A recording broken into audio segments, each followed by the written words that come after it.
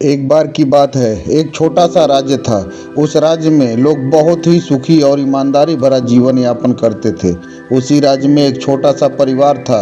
वह लकड़हारा परिवार था। उस परिवार में बस 3 लोग ही रहते थे, माता पिता और एक लड़का। लड़के की उम्र 20 साल की थी। वो अपने माता पिता की खूब सेवा करता। इसी तरह कुछ समय बीता। उस राज्य में अकाल पड़ गया। लोग खाने पीने के लिए परेशान होने लगे। लकड़हारा अपने माता पिता को परेशान देखकर बोला, पिताजी, मैं किसी दूसरे राज्य में जाता हूँ और देखता हूँ कोई काम मिल जाता है। पिता व्याकुल हो गया। वह कहने लगा, बेटा, अभी तो तू 20 साल का हुआ है, अभी दुनियादारी की समझ भी नहीं है, कहाँ जाएगा। लड़का कहता है कि मैं आप लोगों को परेशान भी तो नहीं देख सकता। पिता ने बहुत समझाया पर लड़का नहीं माना और कुछ अन्य सामग्री इकट्ठा किया और चला गया दूसरे राज्य में काम की तलाश में। चलते चलते जब शाम होने को आई तो उस लड़के ने एक पेड़ की छांव में रात गुजारी और जब सुबह हुआ तो एक राज्य में पहुंचा। उसे जोरों की भूख लगी थी।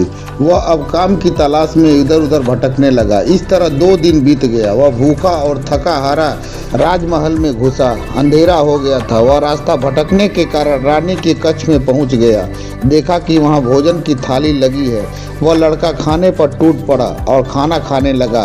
खाना खा लेने के बाद उसे आहट हुई कि कोई आ रहा है, तो वह लड़का एक कोने में जाकर छुप जाता है। जब रानी कक्ष में आती हैं तो देखती हैं कि कमरे का सामान अस्त व्यस्त है, तो उन्हें कुछ शंका होता है। वह दरबान को बुलाती हैं और इसका पता लगाने के लिए कहती हैं। लड़का सारी बात सुनता है और डर जाता है। लड़का सोचता है कि जब रात गहरी हो जाएगी तो मैं यहाँ से धीरे से निकल जाऊँगा, लेकिन ये बात राजा को पता चल जाती है कि राजमहल में कोई घुस गया है। राजा जब रानी के कक्ष में आते हैं तो कहते हैं कि जो भी हो बाहर आ जाए, नहीं तो उसे कठोर दंड दिया जाएगा। लड़का बाहर आता है और राजा के सामने हाथ जोड़कर खड़ा हो जाता है।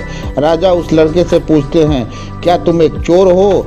लड़का कहता है, हाँ महाराज, मैं एक चोर हूँ। बड़ा ही विनम्र भाव से लड़का हाथ जोड़कर बोलता है। राजा उससे पूछते हैं कि तुम यहाँ चोरी करने के लिए आए थे? लड़का राजा के सामने हाथ जोड़कर खड़ा हो जाता है और कहता है, मैं आपके बगल वाले छोटे राज्य से आया हूँ। वहाँ अकाल पड़ जाने के कारण खाने पीने की तकलीफ हो रही थी, तो मैंने सोचा आपके राज्य में जाऊंगा, कोई काम जरूर मिल जाएगा। 2 दिनों से भूखा होने के कारण मैं आपके राज दरबार में काम मांगने आ रहा था। रास्ता भटक जाने के कारण मैं रानी माँ के कक्ष में चला गया और उनके कक्ष में रखा थाली का भोजन देखा।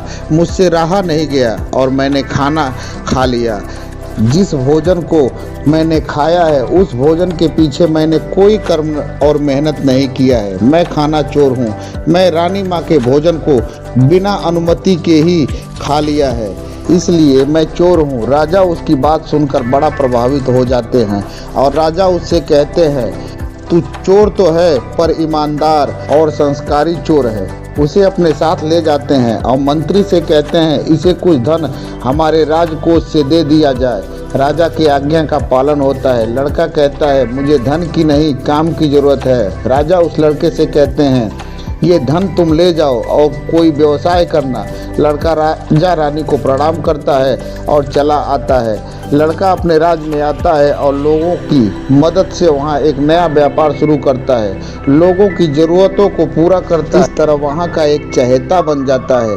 ऐसे ही कुछ साल बीत जाते हैं और लड़का वहाँ का राजा बन जाता है और राज्य करने लगता है। लेकिन इधर जिस राजा ने उस लड़के की मदद किया था, वहाँ जनता में विद्रोह हो जाने के कारण वहाँ अफरा तफरी मच जाती है। राजा और रानी अपनी जान बचाते हुए उसी राज्य में आते हैं। वह लकड़हारा लड़का अपने राज्य में घूमने के लिए निकलता है तो उसकी नज़र राजा और रानी पे पड़ जाती है।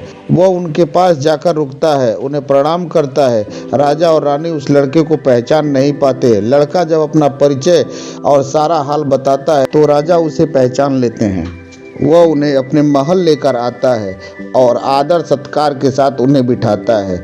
जब आदर सत्कार हो जाने के बाद वह लड़का राजा से कहता है कि आपके दिए हुए धन से मैंने व्यापार किया, लोगों की मदद करता रहा, इसलिए यहाँ की जनता ने राजा के मरने के बाद मुझे यहाँ का राजा बना दिया। वह लड़का बहुत ही खुश होता है। राजा रानी को पाकर लड़का कहता है, महाराज आप तनिक भी चिंता ना करें, ये राज भी तो आप ही की देन है। लड़का अपने माता पिता से राजा को मिलवाता है। राजा लड़के के माता पिता से मिलकर बहुत ही प्रभावित होते हैं। राजा के आंखों में आंसू आ जाता है और राजा कहते हैं ये सब माता पिता के द्वारा दिए हुए संस्कारों की देन है। लड़का बहुत खुश होता है और अपने माता पिता से पूछता है, अब क्या करे पिताजी। पिताजी कहते हैं, बेटा मेरे दिए हुए संस्कार तो तुम्हें यही शिक्षा देते हैं कि तुम राजा के द्वारा दिए हुए उपहार के कर्ज को अब चुका दो। लड़का समझ जाता है और राजा के पास जाता है, कहता है, हे महाराज आप इस राज्य को संभालें और मुझे आपकी सेवा करने का मौका दें। राजा उस लड़के को समझाते हैं लेकिन लड़का नहीं मानता है। अंत में लड़का उन्हें राजा बनाता है। राजा उस लड़के को गले से लगा लेते हैं और कहते हैं, अगर अच्छे संस्कार हो तो आदमी कभी विफल नहीं हो सकता।